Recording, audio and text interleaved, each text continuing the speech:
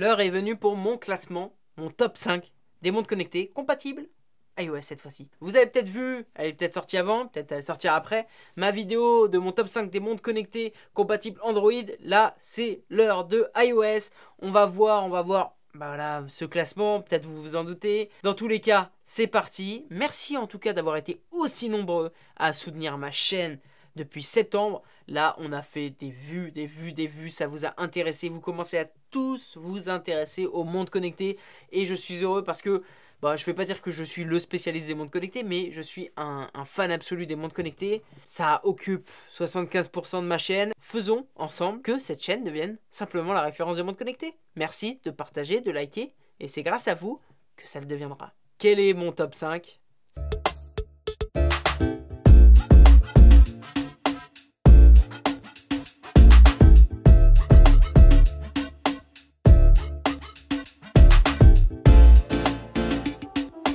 Bienvenue les amis dans Panacotech, je suis Mehdi et comme d'habitude, nous allons dévoiler ensemble la crème du high-tech. Là, c'est la crème de la crème de la crème du high-tech. Top 5 des montres connectées compatibles iOS. Vous vous doutez de ce qu'il y aura en haut du classement, mais qu'en est-il du reste? Cette année a été aussi pleine de concours, je vous ai fait gagner pas mal de lots. Je vais continuer bien entendu, mon objectif c'est de rester sur un concours par mois, voire un peu plus. Gros big up à ceux qui ont rejoint le Discord, aux modérateurs. Le Discord va vous permettre de partager entre vous. Vous pouvez me notifier dans le Discord, je répondrai, il n'y a pas de souci. Vous savez que j'essaye de répondre au maximum partout, mais au moins ça permet, le Discord permet de centraliser et de faire connaissance avec la communauté et entre vous et avec moi. Bref, voici le sommaire. En top 5, on va retrouver la montre que j'avais aussi mis en top 5 chez le top 5 Android. Ça va être la Amazfit GT R2. Pourquoi? Parce que pour moi, cette montre, c'est un petit peu la montre avec un rapport qualité-prix sympa, vraiment sympa. 169 €. Elle permet de répondre aux appels. Elle permet d'avoir un look tout à fait convenable, très joli, qui ressemble un petit peu à la Galaxy Active 2. Enfin, je l'ai testé, vous pouvez aller voir. Surtout, elle va permettre d'avoir bientôt Alexa. On a des fonctionnalités de santé et de sport qui sont tout à fait correctes, tout à fait convenables. On a vraiment, à ce prix-là, une montre qui fait office de montre connectée quotidienne. Elle n'aura pas les fonctionnalités avancées comme la réponse aux SMS. Elle pourra répondre aux appels néanmoins. Mais surtout, vous en aurez carrément pour votre argent. Bien entendu, je vous mettrai tous les liens vers mes tests en description. Je vous les mets peut-être même là si j'ai pas oublié. Et pour les plus sportifs d'entre vous, l'application ZEP, l'application de la montre, permet d'envoyer les données de la montre à Strava. C'est du coup mon numéro 5. Que dire de plus? Voici le numéro 4.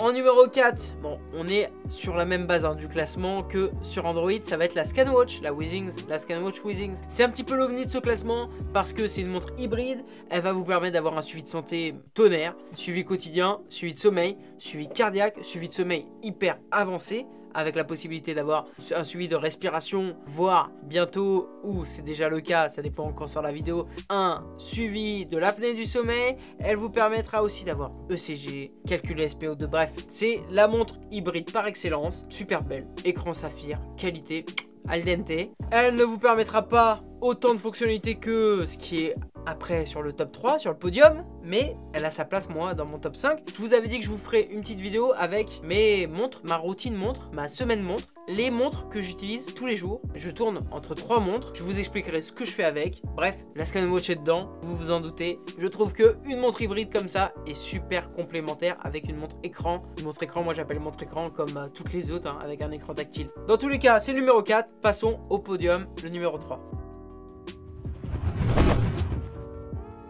C'est là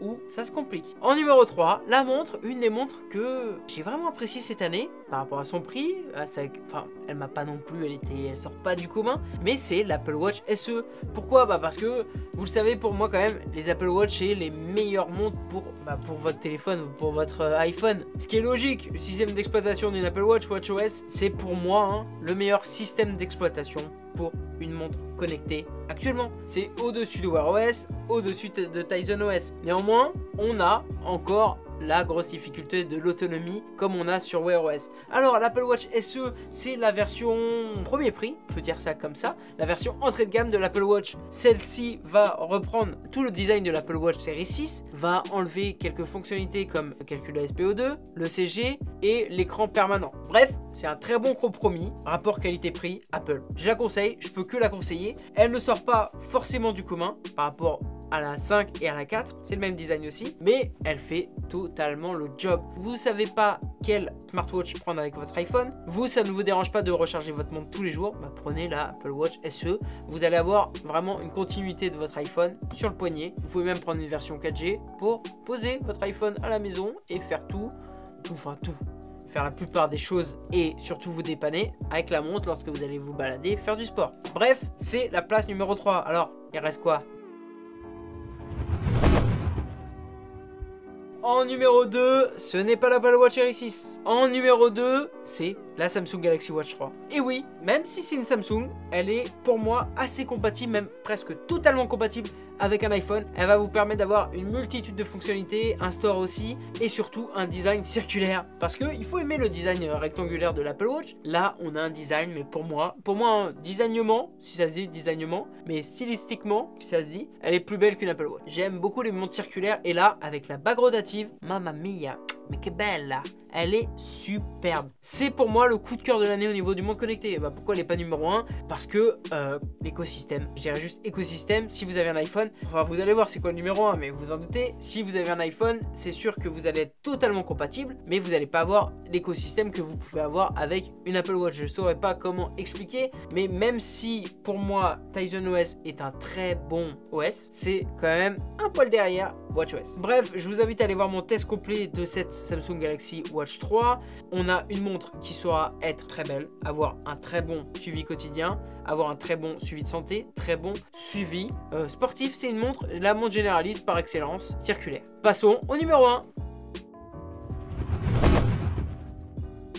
Mon numéro 1, vous l'aurez compris, Apple Watch Série 6. C'est la nouvelle de cette année. Il n'y a pas beaucoup d'évolution par rapport à la série 5. On a la SPO2 en plus. Quoi d'autre? Bah, un meilleur système d'exploitation? Non. Un meilleur processeur? Oui. Elle va être plus performante, mais ça reste un petit coup-ci coup-ça, hein, si on l'utilise au jour le jour. Pourquoi c'est le numéro 1? Parce que bah, c'est la meilleure, c'est tout. C'est la plus puissante, donc ça va être la numéro 1. Elle coûte plus cher que la SE. On a quelques fonctionnalités en plus. On a WatchOS. Bref, pour moi, c'est la montre connectée par excellence si vous avez un iPhone. Personne ne dira le contraire. Sincèrement, c'est le contraire. C'est qu'il n'a pas essayé d'avoir un écosystème Apple. Elle vous permettra d'avoir une continuité, comme je vous le disais avec la SE, de votre iPhone sur votre poignet, de remplacer votre iPhone si vous prenez la version cellulaire. Bref, la meilleure montre connectée pour votre iPhone. Merci d'avoir regardé ce classement, ce top. Dites-moi, vous, quelle montre vous préférez dans ce classement, ou dites-moi simplement quel est votre classement. Merci d'avoir regardé cette vidéo. Pour soutenir la chaîne, lâchez un pouce bleu. Abonnez-vous. On va avoir beaucoup d'autres vidéos montres connectées l'année prochaine, c'est sûr. Je vous souhaite une bonne fin d'année.